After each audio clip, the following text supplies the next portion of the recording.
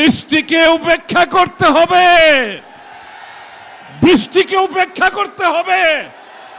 সবাই যার যার জায়গায় দাঁড়িয়ে থাকেন, আমরাও নিচে যাব একটু পরে। সবাইকে থাকতে হবে, বৃষ্টিকে উপেক্ষা করতে হবে। বাংলাদেশে আজকের তারুণ্যের কি হয়েছে? তারুণ্যের সুনামি হয়েছে বাংলাদেশে। কি হয়েছে? তারুণ্যের সুনামি হয়েছে বাংলাদেশে।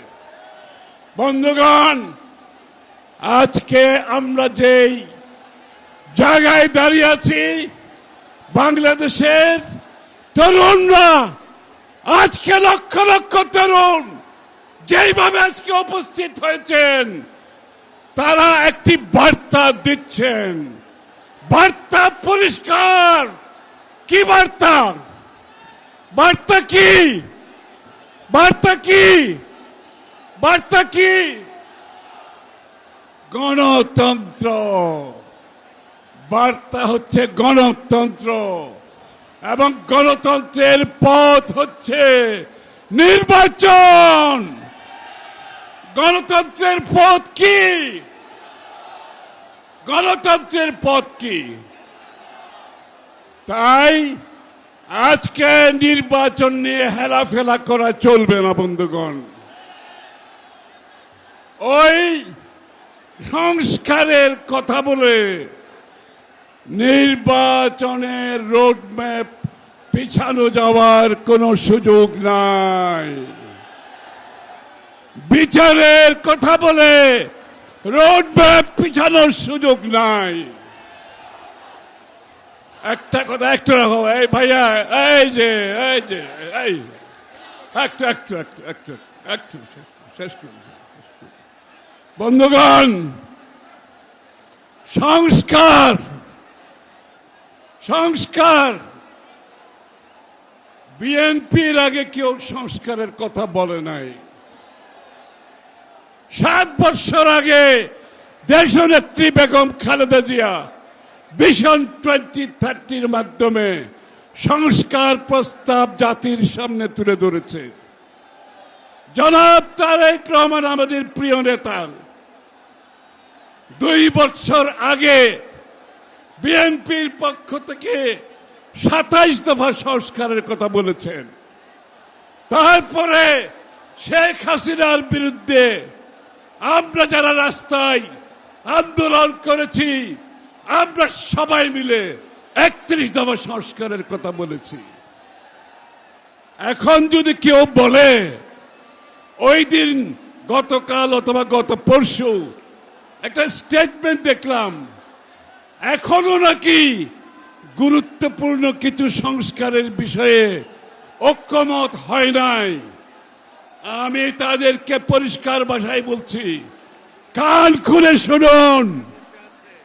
যদি গুরুত্বপূর্ণ বিষয়ে, সংস্কারের বিষয়ে ঐক্যমত না হয়ে থাকে, সেই সংস্কার করবে বাংলাদেশের জনগণ, আর কেউ সেই সংস্কার করতে পারবে না।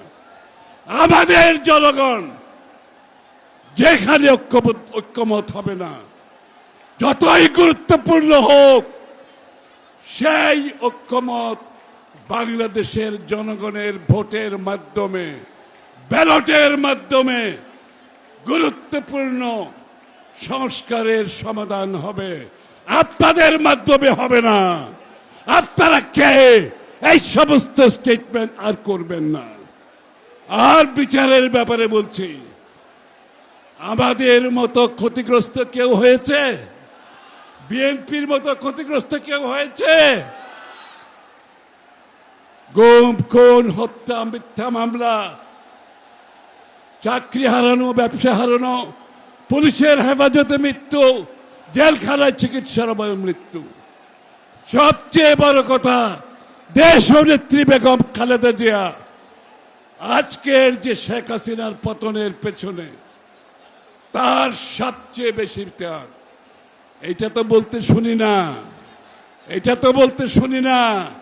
জীবনের ঝুঁকি নিয়ে, যিনি শেখ হাসিনার পতনের জন্য বাংলাদেশকে ঐক্যবদ্ধ করেছেন, তারেক রহমান সাহেব সেনাপতির ভূমিকা পালন করে এই আন্দোলনকে স্বৈরাচারের পতনের যে পথ খুলে দিয়েছেন, এগুলো আমাদের বুঝতে হবে। তাহলে বিচার যদি কাউকে করতে হয়, সেটা বিএনপি করবে, সেটা বিএনপি করবে। এই বিচার যদি অসম্পূর্ণ থাকে, সেই দায়িত্ব বিএনপি পালন করবে। কারণ আমাদের মতো এত কঠিন সময় কেউ অতিক্রম করে নাই, এত ত্যাগ কেউ স্বীকার করে নাই।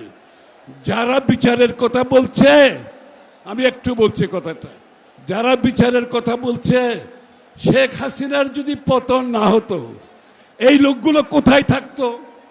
আপনাকে আমি একটু বলেন, শেখ হাসিনার পতন না হলে এই লোকগুলো কোথায় থাকতো? ও কেউ বিদেশে, কেউ এখানে চাকরি করত, কেউ ব্যবসা করত, আমরা থাকতাম জেলে, আমরা থাকতাম ফাঁসির কাস্টে। সুতরাং বিচার কে করবে? বিচার আমরা করব। তোমাদের উপর কোনো ভরসা নাই, তোমাদের উপর কোনো ভরসা নাই। বিচার বিএনপি করবে আগামী দিনে।